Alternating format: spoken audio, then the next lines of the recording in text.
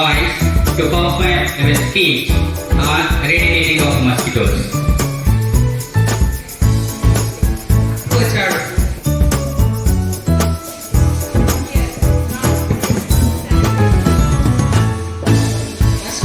Mosquito గారు, మా ఊర్లో అందరూ అనారోగ్య పాలు కానికి కారణం ఏమిటి?